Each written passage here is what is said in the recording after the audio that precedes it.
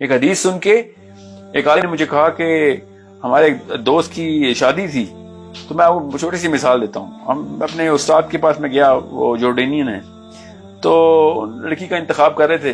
تو اس بندے نے کہا کہ بڑی اللہ والی بچی ملی ہے ہمیں جی. ان کے والد صاحب نے کہا، تو انہوں نے کہا کہ کیا نشانی دیکھی آپ نے ہونے والی بہو میں؟ تو انہوں نے کہا کہ بڑی دیندار ہے. تو میرے جو جورڈینین اسکالر ہیں انہوں نے فی البدی یہ جملہ پوچھا، کہتے کہ کیسے پتا ہے کہ وہ دیندار ہے؟ اسے کہ وہ نماز روزہ کرتی ہے، بڑی پابند ہے پردے کی. تو میرے اسکالر نے جو انسٹنکٹیولی جملہ پوچھا، انہوں نے کہا کہ کیا وہ حدیث سناؤ تو رو پڑتی ہے؟ ہمارے لیے یہ بات سوچنا ہی ایک عجیب سی بات تھی کہ حدیث سن کے روتے کیوں ہیں. یہ آپ کو میں اس لیے بتا رہا ہوں واقعہ کیونکہ سیدنا ابو بکر اللہ کے نبی علیہ السلام کے ساتھ ایمن کا، سیدنا عمر اور ابو بکر ایمن کی طرف گئے اللہ کے نبی علیہ السلام کے وصال کے بعد. تو انہوں نے آپ پوچھا کہ کیسے، کیا حال چال ہے آپ کا، سب کچھ everything. And then they said کہ کیا ایسی چیز ہے جو کہ نبی علیہ السلام کے وصال کے بعد جو آپ کو یاد آتی ہو، سب سے زیادہ یاد آتی ہو اس وقت کی. تو سیدنا ابو بکر نے کہا کہ جو سب سے زیادہ مجھے کمی محسوس کرتا ہوں نا، وہ یہ ہے کہ اب وہی نہیں آتی، اب وہی نہیں آتی.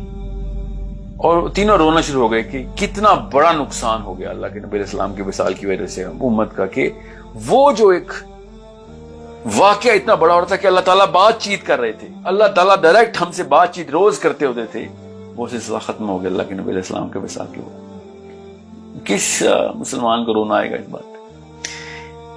یہ سائیکالوجی کچھ اور ہے جو کہ اس طرح کے آنسو دل کو اس طرح جا کے پکڑ لے.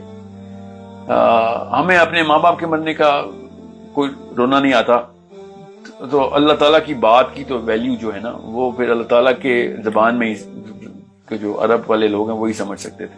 اللہ کی جو ساری زبانیں، قرآن کی جو زبان وہی سمجھتے تھے. جب قرآن زمین پہ آ رہا تھا تو کیا سائیکالوجی کریٹ ہو رہی تھی. But as I said, there's so much that we have done wrong, but it started with us leaving and divorcing the language of the Quran. امام شافعی نے رحم اللہ نے ارشاد فرمایا کہ عربی سیکھنا واجب ہے. اس کا مطلب ہے کہ اس کا سوال ہوگا، واجب کا سوال ہوگا، آپ عربی کیوں نہیں سیکھی آپ؟ ٹھیک ہے. ایک اور میں آپ کو فضائل کی حدیث ہے وہ سناؤں کہ جب اللہ تعالیٰ جنت کا فیصلہ کر چکے ہوں گے، دوزخ کا فیصلہ کر چکے ہوں گے، تو جنتی جو ہیں وہ جنت کی طرف چل رہے ہوں گے، دوزخی دوزخ کی طرف چل رہے ہوں گے. تو شیطان اس وقت اپنا آخری وار کرے گا اور کہے گا کہ اللہ ان کو کیوں جنت میں بھیج رہا ہے؟ ان کی تجھے پتا ہے نا کہ انہوں نے قرآن پاک کو غلط پڑھا ہے، ان کی تجوید ہی درست نہیں تھی. یہ آخری وار ہے قرآن شیطان کا.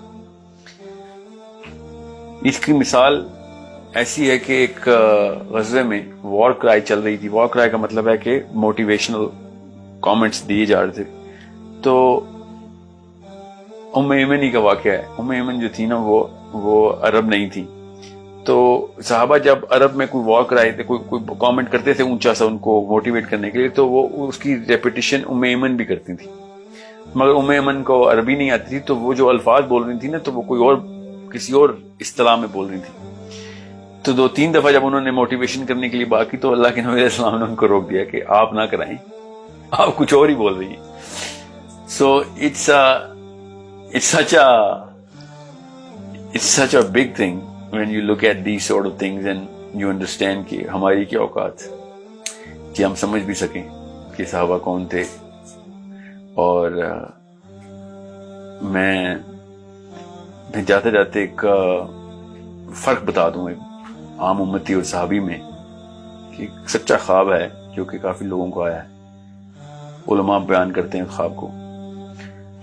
ایک شخص نے آگے خواب سنایا اپنا، اور اس نے کہا کہ میں نے دیکھا کہ میں ایک جیپ میں پہاڑ کی اوپر کی طرف جیپ چلاتے ہوئے لے کے جا رہا ہوں جیپ کو، اور میرے ساتھ نبی علیہ السلام تشریف فرما ہے، اور پیچھے ابو بکر، عمر، عثمان والی بیٹھے. مگر جیپ کی نا جو ہے وہ بریک فیل ہو گئی، تو اس جیپ اوپر جانے کی بجائے اس نے روکنے کی کوشش کی تو جیپ پیچھے کی طرف آنا شروع ہو گئی. وہ شخص کہتا ہے کہ میں پھر اسی وقت نکلا اور میں پتھر ڈھونڈنے کے لیے گیا کہ میں پتھر سے ٹائر کو نیچے پتھر رکھ دوں. وہ پتھر کہتا ہے میں نے ڈھونڈا اور پتھر لے کے آیا اور جیپ کے ٹائر کے نیچے رکھنے لگا تو دیکھا کہ ہر ٹائر کے نیچے ایک ایک صحابی نے اپنا سر رکھا ہوا.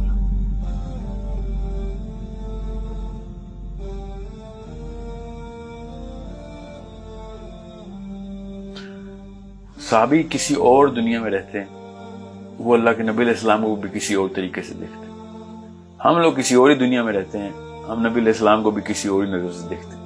ہماری نیت میں مسئلہ نہیں ہے, ہماری سائیکالوجی میں مسئلہ ہے, اور یہ سائیکالوجی کا بہت بڑا اثر زبان سے ہوتا ہے. وہ زبان جس میں اللہ تعالیٰ نے کلام کیا وہی نہیں ہم نے سمجھی تو ہمیں کیا سمجھ آنی کہ اللہ تعالیٰ اصل میں کیا کہنا چاہتے ہیں. So it's a big problem. It's a big problem. Instead of me putting my head under the tire of the Jeep, I'll also look for the closest stone کہ میں اپنی نیت سے تو میں بہترین عمل ہی کر رہا ہوں اللہ کے نبی علیہ السلام کی حفاظت کا. مگر صحابہ کس طریقے سے دنیا کو دیکھتے تھے, نبی علیہ السلام کو دیکھتے تھے, انہوں نے اس وقت کیا کر, یہ خواب کی اتنی بڑی ویلیو ہے نا میرے آگے, because this is the difference between the world view. It's called the universal view. کائنات کو کیسے دیکھتے تھے وہ, اور یہ سچا خواب اس لیے بھی ہے کیونکہ یہ بہت کرسپ طریقے سے بتاتا ہے کہ ہمارے اور اس وقت کے صحابی میں فرق کیا تھا, اس وقت کے اسلام میں کیا فرق تھا اور آج کل کے اسلام میں کیا فرق ہے. سو انڈرسٹینڈ ہاؤ بگ دس بک, اللہ نے جو کتاب ہمیں دے دی ہے اس کو سمجھیے اور اس کا اندازہ لگانے کی کوشش کریں. عربی سیکھیں, عربی سکھائیں. عربی کے علاوہ کوئی اور چارہ نہیں ہے صحابی کے اس سائیکالوجی تک پہنچنے کا.